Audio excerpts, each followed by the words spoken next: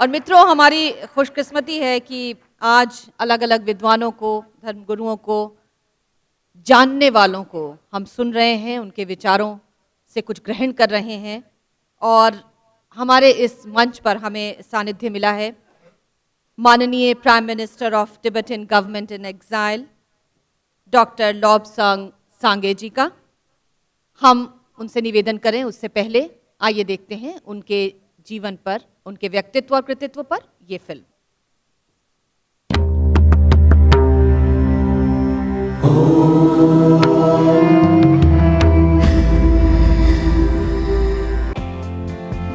Lobsang Sangay is a legal scholar and politician. He became Sikyong of the Tibetan Government-in-Exile on 8th August 2011.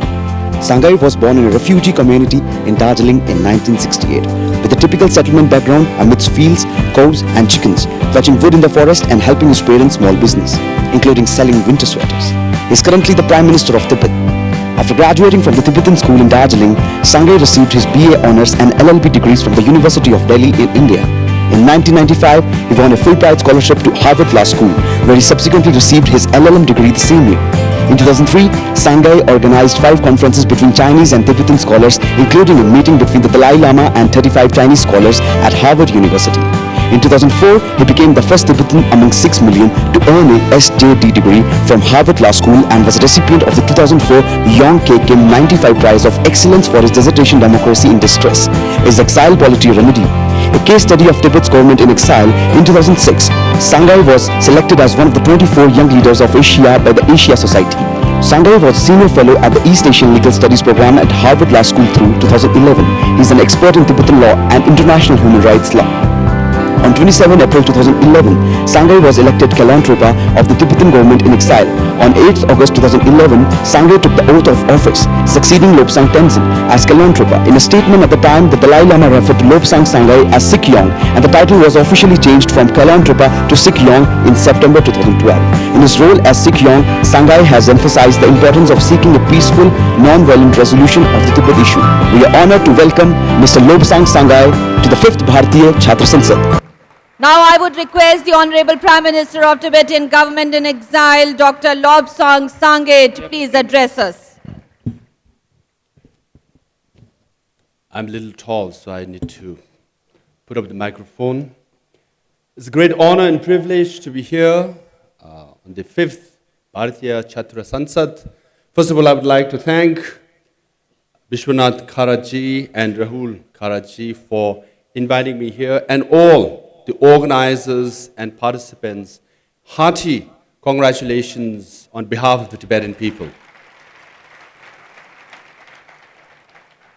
Honestly, I was very honored by the invitation, but perplexed by the topic. Storm and religion storm, is not my cup of tea. As you can see, I'm a lay person, and my background is law. What do I know about religion? So a week ago, when I looked at the topic, I said, any other topic would have been good, except for religion.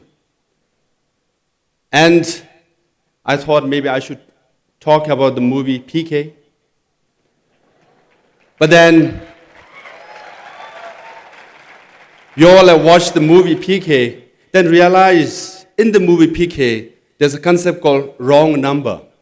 So the organizers dialed wrong number when they invited me to speak on storm and religion.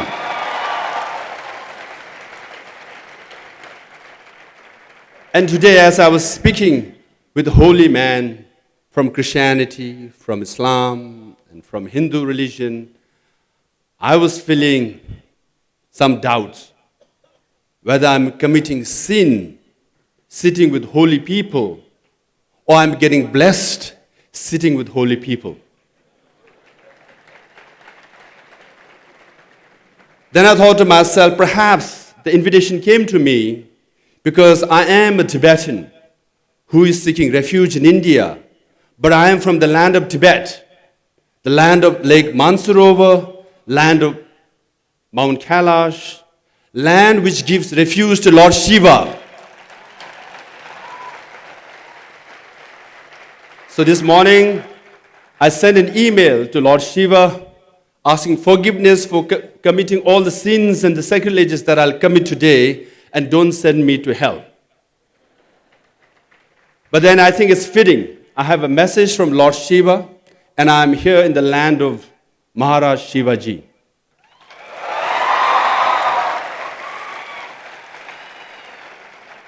Nonetheless, the topic is very serious, a storm in religion or religion storm. If you look at the violence in Paris to Peshawar, from Ottawa to Australia, from London to Mumbai, violence everywhere. Is religion to be blamed, or is religion blamed? Perhaps Samuel Huntington, the author of Clash of Civilization, would say, all this violence across the world are indications that these are the clashes of civilization between the Christian Western world and the Islamic Arab world. Perhaps Karl Marx would blame religion because we all know his view on religion. He says, religion is the sigh of the oppressed creatures, the heart of the heartless world, and the soul of the soulless condition. Religion is the opium of the people. Having said that, there is another German philosopher by the name of Max Weber who criticizes, who is a cultural critique of Karl Marx, who says that Karl Marx's theory of linear progression of historical materialism is not the full truth. There is subjective, cultural, and spiritual element to human life. And he deduced religion to a spiritual idea, to institution, to individuals. Because spiritual idea, one is institutionalized, it takes the form of masjid, mandir, monasteries. When the individuals involved in it are priests, pundits, preachers, mullahs, and the monks. The spiritual idea in itself is good. It's all for love, compassion, and nonviolence and peace. When it's institutionalized into mandir, masjid, and monasteries, and the individuals, pundit, priests, and the preacher, mullahs, and the monks are not to be blamed. They all are harmless. But the problem arises when religion is interpreted. So from the 4I, spiritual idea is good. Institution is good. Individuals are also good. But 4I, interpretation, where the complexities happen. Here, Rabindranath Tagore said, when a symbol or spiritual idea becomes rigidly elaborate in its construction, it supplants the idea which it should support. So when ideas, spiritual ideas, are dogmatically or rigidly interpreted, it destroys the very basis which is supposed to support. Rather, what we need is a liberal interpretation of religion. That's where I bring Mahatma Gandhi, who said, like the bee gathering honey from different flowers, the wise person accepts the essence of different scriptures and sees only the good in all religion. That should be the interpretation of religion. Now let me make a distinction between religion, religiosity, and religionism. Religion is all good. It's all about love, compassion, and peace.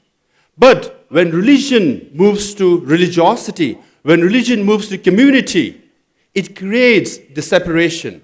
I become Buddhist community, you become Hindu community, they become Muslim community, they become Christian community, and our identity and dignity are associated with that religiosity or the community. Then the separation, distinctiveness, and the differences happen. Then it becomes more complex and problematic.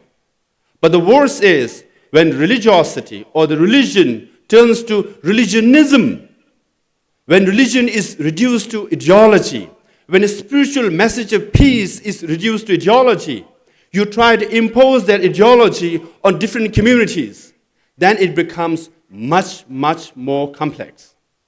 Then communalism and fundamentalism come about. And there are many examples when religion turns to religiosity, it becomes complex. When religion turns to religionism, it becomes very, very complicated and conflicts. And hence we see many examples of Buddhist persecution of Rohingyas Muslims in Myanmar, Buddhists persecuting Christians and Muslims in southern Thailand, and Buddhists again persecuting people of different community in Sri Lanka. And we have plenty of examples from ISIS persecuting different communities in Syria and Iraq, Boko Haram in African countries, and we have in recent times the troubles in Afghanistan and Iraq. You can clearly see when you try to impose ideology on others, it becomes much, much more complicated. So the recent violence in Moradabad and Muzaffarnagar in UP is also an element of communalism and fundamentalism within India. Even in Christianity, the Army of the Lord in Africa. In Northern Ireland, the Catholics and Protestants fought against each other in the name of the same God. You can clearly see when religion becomes religionism, that it becomes problematic. But I would like to put forth before you, religion in itself is not to be blamed. Religion is all good. But it becomes problematic. Here, again, I bring another eye. Religion is all-inclusive. But then we, the people, make it exclusive. Then religion becomes expensive. Then it becomes exploitative and sometimes explosive. Religion is all-inclusive because Jesus Christ says, love thy neighbor. We all are children of God. Hinduism says, Vasudeva Kutumbakam. The world is one family. Allah says, Islam says, love for humanity what you love for yourself. And Buddhism is for all sentient beings, not just human beings, forests, rivers, animals, galaxy, and cosmology. It's for all sentient beings. And today we are celebrating the birthday of Vivekananda. Vivekananda sees God in everything. And we know the famous story of Guru Nanak. He visited Mecca. At night when he fell asleep, his feet turned towards Kaaba. And the guardsman came and told him to move his feet away from Kaaba. And he said, please point my feet towards any direction where there is no God. God is everywhere. God is omnipresent. And in that true sense, I would like to submit and take pride that His Holiness the Dalai Lama is one of those followers. He initiates and participates in dialogue with all traditions. He visits mosques, mandir, synagogue, gurudwara, everywhere. And recently he held a conference in Delhi, bringing all 9 traditions in India under one roof. That's quite an achievement. Now, problem is this inclusive religion becomes exclusive because we form Hindu community, Muslim community, Christian community, Sikh community, not just exclusive. Then we take pride in associating with our guru, and access to guru becomes very expensive. Then we patronize our own gurus and make him or her sit on a higher throne than others. Then when it becomes expensive, it becomes exploitative. Then when it becomes exploitative, we are to be blamed. Then when it becomes explosive in the name of holy war, in the name of jihad, then religion becomes storm. This we all need to fight against.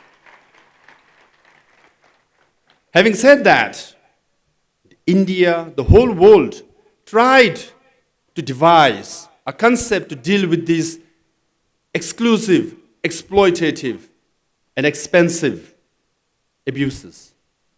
Hence, the concept called secularism was put forth. Now there is Anglo-Franco definition of secularism, followed by the Western world, particularly America. America, constitutionally and institutionally, is a secular country, but also the most religious country. Now there is Marxist, Maoist definition of secularism, which is to recognize religion as the opium of the masses and to destroy religion. That's why Mao's China tried to destroy religion in Tibet. 98% of monasteries and nunneries in Tibet were destroyed. Monks and nuns were disrobed. But after the Cultural Revolution, when Tibetans got their first opportunity, what they did, rebuild their monasteries, revive Buddhism in Tibet.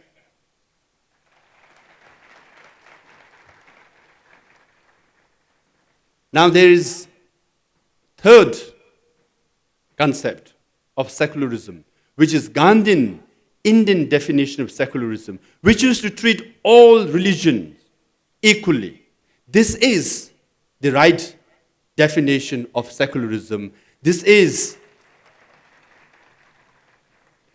because India is a country where all 9 traditions coexist. Not only coexist, 4 traditions originated in India: Hinduism, Buddhism, Jainism, and Sikhism.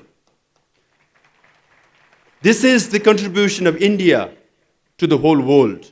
And unity in diversity of India is the beauty of India, it's the strength of India, it's the pride of India.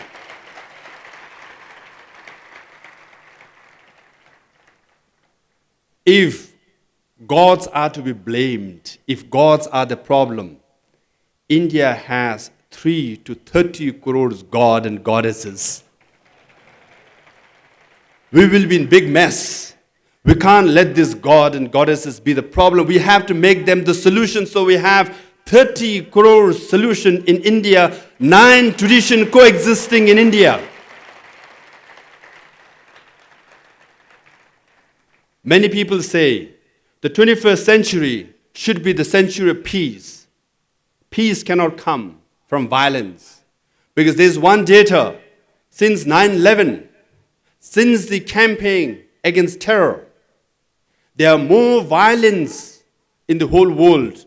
There are more terrorists and terror acts in the present world since 9/11. In fact, since 9/11, there are 5-fold increase in terror act all over the world. For example, in 2000, there were 3,000 terror acts. In 2012, it increased to 11,000. In 2013, it's increased to almost 18,000 terror acts in the whole world. So violence against violence is not the solution, because violence begets violence. Peace against violence is the solution. Unity in diversity is the solution. And many experts say that the 21st century will be the century of Asia. And there is Indian model and there is Chinese model. We all read about China. There is economic boom, but what is not read, that there is spiritual boom in China. There are 300 to 400 million Buddhists. China happens to be the largest Buddhist country in the whole world, and Buddhism originated in India. Buddhism was exported to China, and China is the largest Buddhist country in the whole world. Nonetheless, China's model for Asia and for the world is development without democracy. India's model is development with democracy, and most importantly, with spirituality. So this is the right model, because if peace is what we want, spirituality is what we should focus on. In that sense, Samuel Huntington was right, because there is clash of civilization only in terms of religionism, but not religion. Karl Marx was right when he was talking about the exploitative nature of religiosity. But religion is not the problem. Religion is all about peace, love, and compassion. Religion is the solution. And let me conclude by saying, I received an email from Lord Shiva, and he says, religion is not the storm. It is the calm before the storm and the calm after the storm. Jai Bharat, Jai Tibet, Jai Jagat. I request all the audience to give a standing ovation to the young leader of Tibet, Honorable Prime Minister in exile. Such a wonderful delivery. I think we are honored. I just want to make a mention one thing to all of you, that you all must have seen that yesterday Honorable Prime Minister, with a lot of curiosity, he has come all the way from there. He was in the front row, not for 10 minutes, 5 minutes, but absolutely for 2 hours.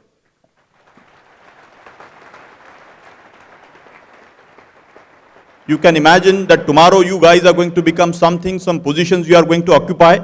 But eventually, my feeling is that we Indians, we carry so much of ego many a times. And I think we must learn from Honorable Prime Minister. He's a Harvard alumni.